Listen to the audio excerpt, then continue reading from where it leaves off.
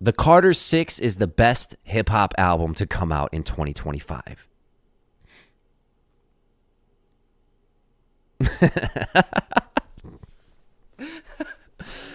And I say that, and I really do mean it. I mean it. I 100% mean it. No, I don't. I'm sorry. I'm not going to kill it like the internet is absolutely destroying the Carter 6 by Lil Wayne, the legend. I did listen to it once, and it was hard, man. It was tough. And there's some spots where, like, you can hear Wayne getting off and pockets of the beat are dope. But 95% of that shit is a big trash emoji. I'm sorry. The kids are right, man. Trash or nah, this is trash. Like, we didn't need this. And I want an apology. Somebody needs to apologize to Nas right now, immediately. I don't care who does it, but someone needs to do it. For years and years and years,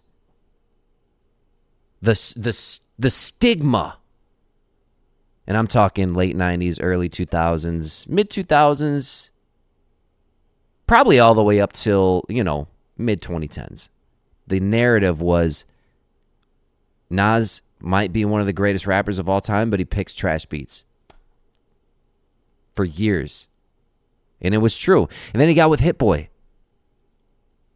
and changed that with the King's Disease, trilogy or series. Completely changed that. They said Nas doesn't have an ear for beats, which is a skill as a rapper, by the way. I thought it was over embellished always. I didn't think that he had the best production, but Nas is Nas to me. Those that know.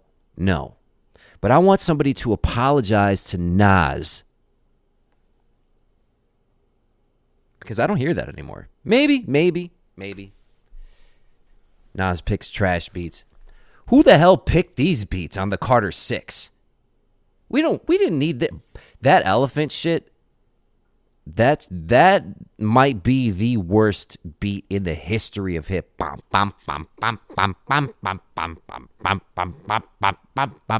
Like, what is going on here?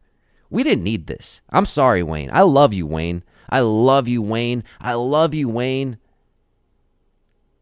I want to say some things that I think need to be said.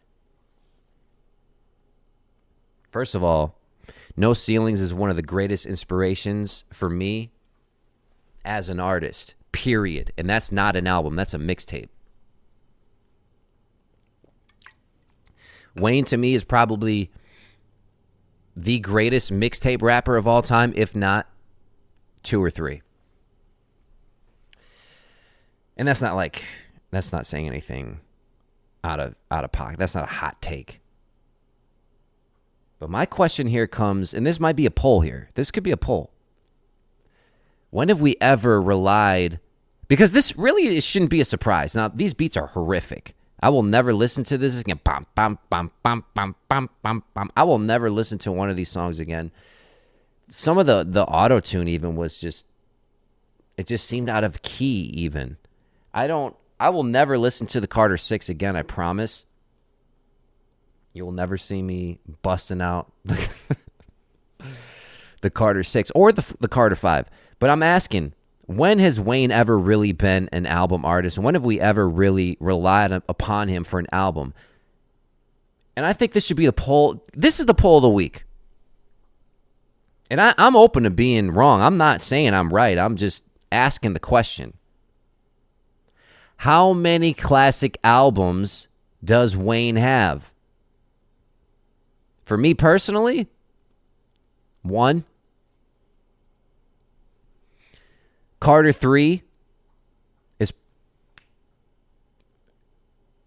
probably a classic, I guess. No, it's a classic. And I say that because I remember that was my prime. I mean, not prime. Let's relax. Relax, Ted. Over there laughing and shit. No.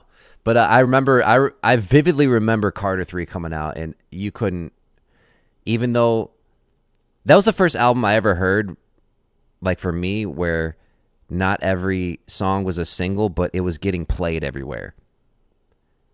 Like you could not escape it. That was like I didn't go to college, but that was around when I was dropping out of junior college time. So 18, 19-ish.